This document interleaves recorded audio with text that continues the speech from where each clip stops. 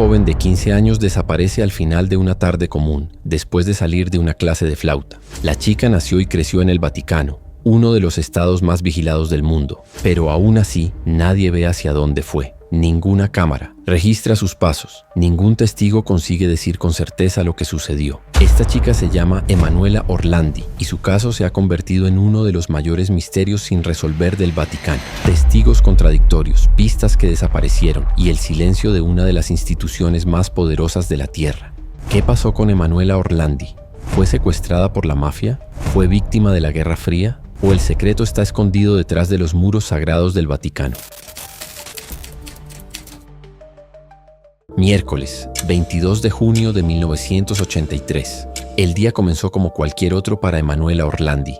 A los 15 años vivía una rutina típica de adolescente, aunque residía en uno de los lugares más insólitos del mundo, el Vaticano. Aquella tarde, salió de casa alrededor de las 3:30. Cruzó las puertas del Estado Papal y fue hasta su clase de flauta en el Instituto de Música Tommaso Ludovico da Vittoria en Roma, muy cerca del Estado del Vaticano.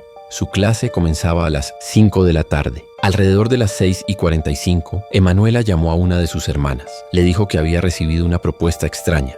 Un hombre se le acercó antes de la clase y le ofreció un trabajo para promocionar productos cosméticos durante un desfile de moda. Buena paga, pocas horas de trabajo. Parecía indecisa. No dijo que aceptaría, pero tampoco lo descartó. Su hermana le sugirió que volviera a casa y hablaran mejor después. Emanuela estuvo de acuerdo. Pero esa conversación fue el último contacto directo que la familia tuvo con ella. Minutos después de la llamada, Emanuela fue vista fuera de la escuela hablando con un hombre no identificado al lado de un BMW verde oscuro. Esta información la proporcionaron dos compañeras que también habían salido de clase. Según ellas, la conversación parecía tranquila. Nadie gritó, nadie corrió, solo hablaron un rato y después Emanuela desapareció. No hay registro claro de que subiera al coche. Ninguna cámara grabó. Ningún policía pasaba por allí en ese momento. Y a partir de ahí comienza un agujero de información que nunca se ha llenado. No apareció en la parada de autobús, no fue a casa, no avisó a nadie. Desapareció en medio de la ciudad de Roma como si la hubieran borrado del mapa. A las 9 de la noche, sin noticias de su hija, los padres comenzaron a llamar a amigos, parientes y compañeros de clase. Alrededor de la medianoche, Ercole Orlandi, el padre, fue personalmente a las comisarías. Quería denunciar la desaparición. Pero escuchó lo que miles de otras familias también escucharon en aquella época. Era necesario esperar 24 horas. Quizás solo se haya quedado a dormir en casa de una amiga, dijeron. Solo que los Orlandi sabían que no era ese el caso. Emanuela nunca dormía fuera sin avisar. Nunca dejaba de llamar. Y había quedado en encontrarse con una de sus hermanas justo después de clase. Nada de aquello tenía sentido. A la mañana siguiente, mientras la policía aún no había iniciado ninguna búsqueda formal, la propia familia ya estaba en las calles distribuyendo carteles. Fueron a radios locales, alertaron a los vecinos, llamaron a conocidos que trabajaban en la prensa. Su esfuerzo fue lo que hizo que el caso ganara tracción. En menos de 48 horas, la desaparición de Emanuela Orlandi ya era noticia en toda Italia. Las primeras hipótesis comenzaron a surgir a finales de aquella semana. Emanuela habría huido de casa o estaba evitando volver a casa por algún motivo. Solo que ninguna de esas ideas encajaba con lo que la familia sabía de su hija. Emanuela era reservada, responsable y nunca mostró señales de que quisiera huir. Estaba ilusionada con las vacaciones escolares que se acercaban. Estaba unida a su familia, frecuentaba la iglesia. No había ningún indicio de conflicto en casa. Los amigos decían lo mismo. Ningún comportamiento extraño, ningún cambio repentino. Simplemente desapareció sin dejar ninguna pista, ningún rastro, ninguna explicación. El misterio del BMW verde solo aumentaba. La policía, que solo comenzó a investigar formalmente días después, no logró identificar al dueño del coche. No había matrículas registradas en la región. Ningún testigo supo describir con precisión el modelo o el rostro del hombre que estaba hablando con Emanuela. La reconstrucción de la última hora conocida de la niña se basaba solo en relatos sueltos. Y en esa maraña de informaciones frágiles, el caso comenzaba a enfriarse. Aún así, la conmoción crecía. Los periódicos comenzaron a presionar a las autoridades. El público quería respuestas. Y cuanto más tiempo pasaba, más extraña se volvía la ausencia de una postura firme del Vaticano. Porque al fin y al cabo, ella no era una chica cualquiera. Era hija de un funcionario de confianza de la Santa Sede. Vivía dentro de los muros de la institución religiosa más poderosa del planeta. Tenía ciudadanía vaticana. Pero aún así, ningún comunicado, ninguna rueda de prensa, ninguna movilización visible. El silencio del Vaticano comenzó a pesar. y la pregunta comenzó a circular entre periodistas, investigadores e incluso entre miembros de la propia iglesia.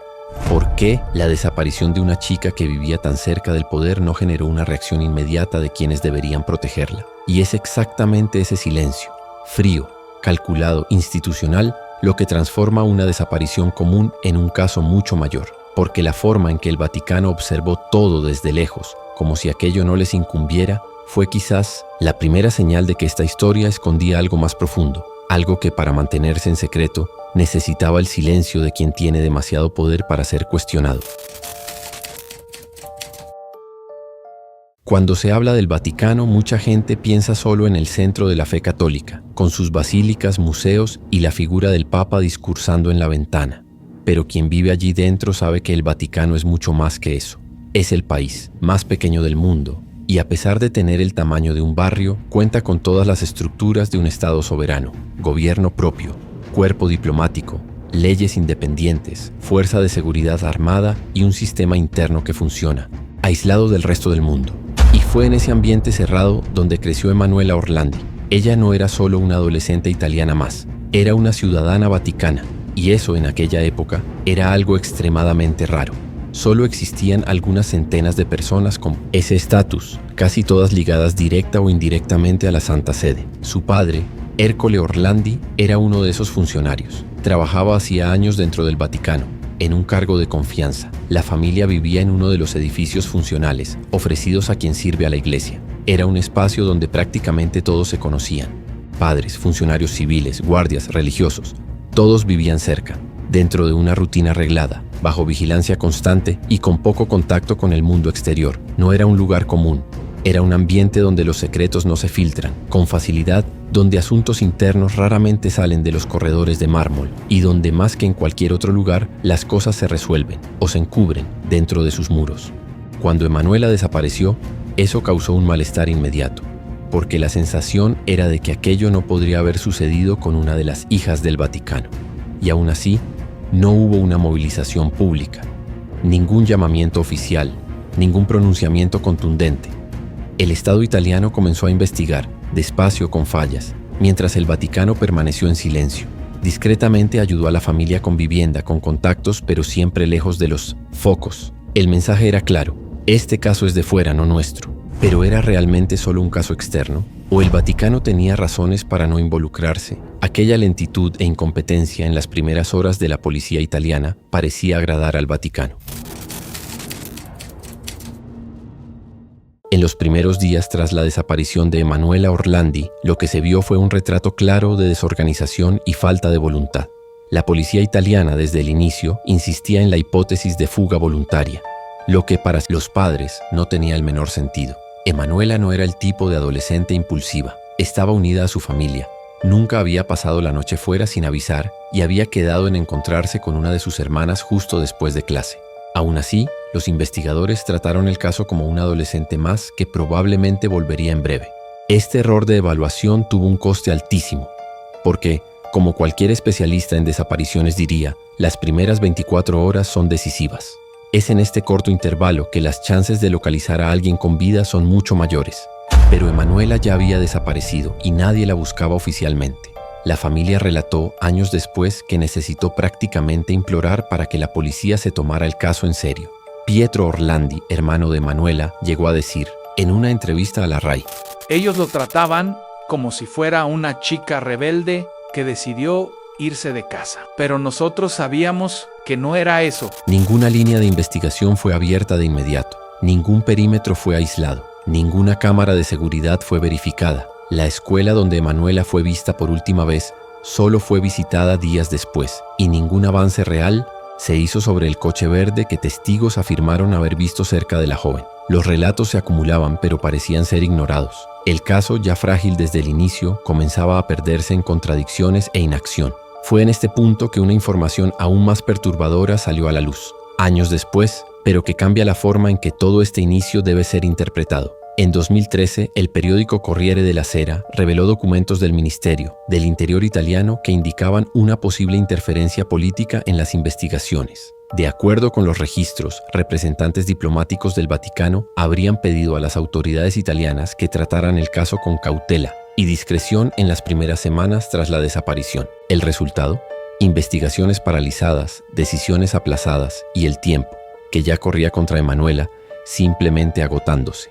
Para muchos esto no fue coincidencia, fue estrategia. En vez de colaboración entre el Vaticano y el Estado italiano, lo que se dibujó fue un pacto de silencio. En lugar de sumar fuerzas para encontrar a una adolescente desaparecida, los dos lados parecieron más preocupados por la preservación institucional que por la búsqueda de la verdad. Y esta ausencia de acción activa por parte del Vaticano comenzó a generar malestar incluso dentro de la Iglesia. Un sacerdote cercano a la familia declaró en la época: esperábamos más humanidad, menos burocracia, pero lo que vino fue lo contrario: silencio. Un silencio que pesaba cada día, que pasaba sin respuestas. Y entonces, el 3 de julio, casi 2 semanas después de la desaparición, una llamada anónima llegó a la redacción de un periódico. Del otro lado de la línea, un hombre con acento extranjero afirmaba que Emanuela estaba viva y sería usada como moneda de cambio. La exigencia era la liberación de Mehmet Ali Agca, el hombre que había atentado contra la vida del Papa Juan Pablo II en 1981. Según el anónimo, si el Vaticano intercedía ante el gobierno italiano y facilitaba la liberación de Agca, Emanuela sería devuelta con vida. Al principio, la llamada sonó como un farol, pero luego vinieron otras con más detalles.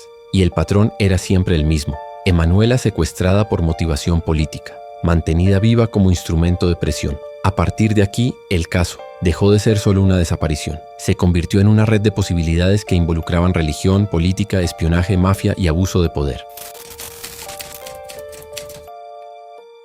A medida que los días se convertían en meses y la investigación parecía moverse en círculos, surgieron teorías que intentaban dar sentido a lo que las autoridades parecían incapaces o desinteresadas en explicar. La primera teoría cobró fuerza poco después de las llamadas anónimas recibidas por periódicos italianos. La hipótesis era la siguiente: Emanuela habría sido secuestrada por un grupo ligado al bloque soviético como parte de una represalia internacional. 2 años antes, en 1981, el Papa Juan Pablo II había sido baleado en la Plaza de San Pedro por el extremista Mehmet Ali Agca. La versión oficial es que actuó solo, pero mucha gente nunca creyó eso. Investigaciones paralelas sostienen que el intento de asesinato habría sido coordinado por la KGB, la agencia de inteligencia de la antigua Unión Soviética, con el objetivo de silenciar a un papa cada vez más influyente en Europa del Este, especialmente en la Polonia comunista, país natal de Juan Pablo II.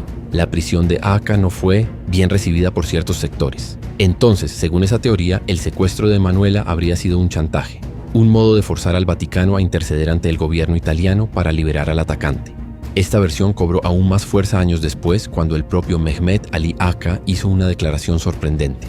En una carta abierta a la prensa dijo que Emanuela Orlandi está viva y bien hace 36 años. Según él, la joven nunca fue secuestrada y acusó a la CIA de responsabilidad en el caso. A pesar de eso, él nunca dio ninguna pista ni dijo dónde podría estar la niña. Algunas personas creían que la mafia tendría participación en el caso, más específicamente la Banda de la Magliana, un grupo criminal que dominaba el submundo de Roma en los años 80. Según esa versión, Emanuela habría sido secuestrada por orden directa de Enrico de Pedis, jefe del grupo, para presionar al Vaticano a devolver grandes sumas de dinero desviadas a través del Banco del Vaticano. La mafia, al parecer, habría hecho inversiones junto a figuras eclesiásticas, y parte de ese dinero habría desaparecido tras el colapso del Banco Ambrosiano en 1982, uno de los mayores escándalos financieros de la Iglesia. La relación entre la mafia y el Vaticano, hasta entonces solo sugerida por investigaciones periodísticas, ganó un capítulo inesperado en 2012, cuando la tumba de Enrico de Pedis fue abierta. Estaba enterrado en la Basílica de Santa Apollinare, en pleno centro de Roma, un lugar de honor, reservado a religiosos. El propio hecho de que un mafioso estuviera enterrado allí ya era perturbador, pero lo que más llamó la atención fue el motivo de la exhumación. Una denuncia anónima decía que allí podrían estar los restos de Emanuela. Nada fue encontrado, además del propio cuerpo de Pedis. La tercera teoría es quizás la más difícil de digerir y también la más difícil de ignorar. Ella parte del principio de que la desaparición de Emanuela no tuvo motivación política ni financiera, sino sexual. Según esta línea, la joven habría sido secuestrada por miembros de la propia Iglesia o por personas con acceso al interior del Vaticano para ser explotada y abusada. Días antes de desaparecer, Emanuela comentó con una amiga que un sacerdote la observaba de forma insistente.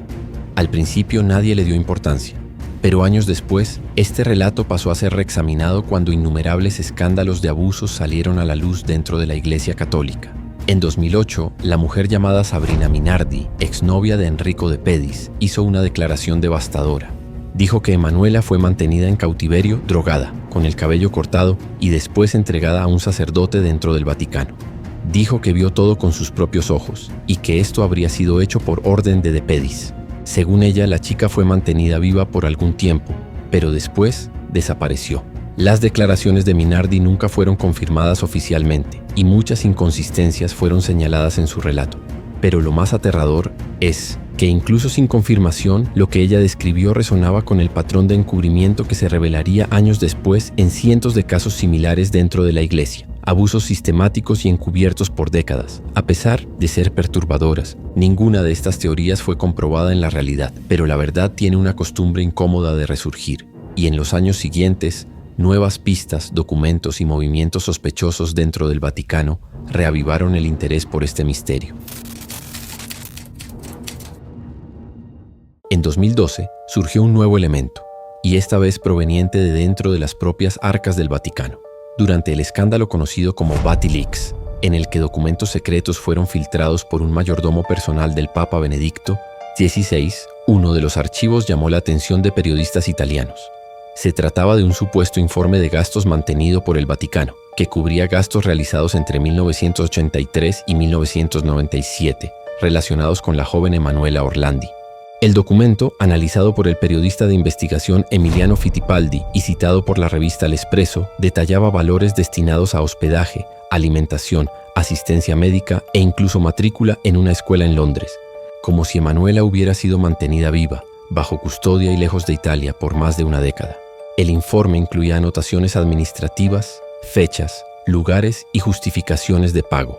Estaba titulado Informe resumido de los gastos efectuados por el Estado de la Ciudad del Vaticano para actividades relacionadas con la ciudadana Emanuela Orlandi. La reacción oficial del Vaticano fue negar la autenticidad del documento. Dijeron que se trataba de una falsificación, pero hasta hoy nadie explicó cómo ese archivo habría sido producido con tantos detalles, ni por qué estaría guardado en una de las áreas más restringidas de la administración financiera de la Santa Sede. El simple hecho de que ese documento existiera, asociado al contexto de otras filtraciones del VatiLeaks, reforzó la tesis de que Emanuela podría no haber sido asesinada inmediatamente, como muchos creían, sino ocultada, lejos de los ojos de la opinión pública, por razones que siguen desconociéndose. En 2019, una carta anónima enviada al abogado de la familia Orlandi afirmaba que los restos mortales de Emanuela estarían enterrados en el interior del Vaticano, más precisamente en el cementerio teutónico, un lugar reservado a miembros de la iglesia y familias nobles. La carta decía que los restos de la joven estarían en un punto específico bajo la estatua de un ángel que sostiene una hoja. La denuncia fue tomada en serio y, sorprendentemente, el Vaticano autorizó la apertura de 2 tumbas. Pero cuando finalmente fueron abiertas, ambas estaban completamente vacías. Ningún hueso, ninguna pista, nada. Un hecho aún más extraño es que, según los registros de la iglesia, aquellas tumbas deberían contener los restos de 2 mujeres nobles del siglo XIX.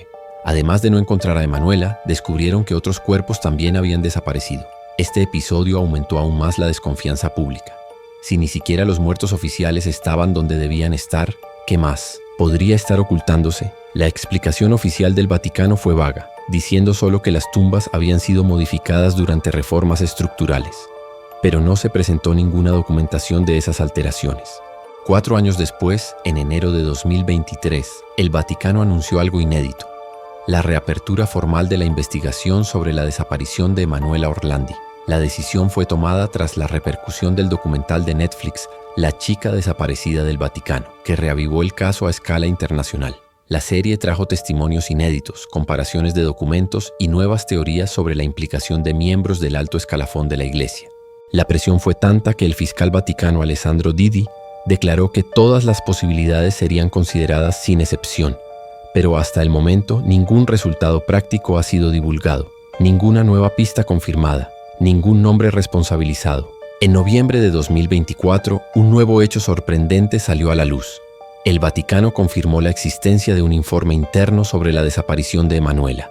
Durante años la Iglesia negó que cualquier documento oficial hubiera sido producido, pero ahora admitía que sí, había un informe, y estaba bajo secreto. La información fue revelada durante una audiencia parlamentaria, cuando el senador italiano Carlo Calenda exigió explicaciones formales sobre el papel de la Santa Sede en el caso. El Vaticano respondió por escrito que el informe existe y está siendo analizado por las autoridades eclesiásticas competentes. No se reveló ningún detalle sobre el contenido, pero solo el hecho de que ese documento existiera y hubiera sido mantenido en secreto durante tanto tiempo alimentó aún más teorías sobre un posible encubrimiento. La desaparición ocurrió en territorio italiano, por lo tanto, la responsabilidad es de la policía italiana. Una respuesta que para la familia y para muchos juristas es una forma diplomática de evitar una implicación directa. Al mismo tiempo, declaraciones de los papas a lo largo de los años muestran que el Vaticano nunca estuvo totalmente distante del caso, pero tampoco estuvo plenamente comprometido. Juan Pablo II, poco después de la desaparición, mencionó a Emanuela en sus oraciones públicas. Ya el Papa Francisco, en una rara conversación directa con la familia, habría dicho solo: Emanuela está en el cielo. Una frase que, a pesar de parecer consoladora, fue interpretada por muchos como un punto final, casi como una admisión velada de que ella nunca sería encontrada con vida. Este patrón de silencio, negación y respuestas evasivas es lo que mantiene el misterio vivo, porque si realmente no hay nada que esconder, ¿por qué tantos documentos fueron negados? ¿Por qué tantas contradicciones en torno a tumbas, llamadas telefónicas, archivos? ¿Y por qué el Vaticano solo reacciona cuando es presionado públicamente? Es en este clima de desconfianza, silencio y secretos que el caso continúa, incluso después de tanto tiempo.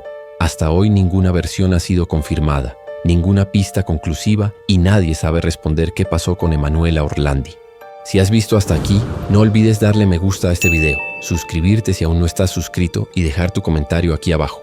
Y si te gustan los misterios reales sin solución, no puedes perderte el caso de Lisa Lam, una joven que desapareció en uno de los hoteles más oscuros de Los Ángeles y dejó tras de sí un video tan perturbador como enigmático. Haz clic ahora en el video que está apareciendo en tu pantalla y prepárate para otra historia real que desafía cualquier explicación lógica.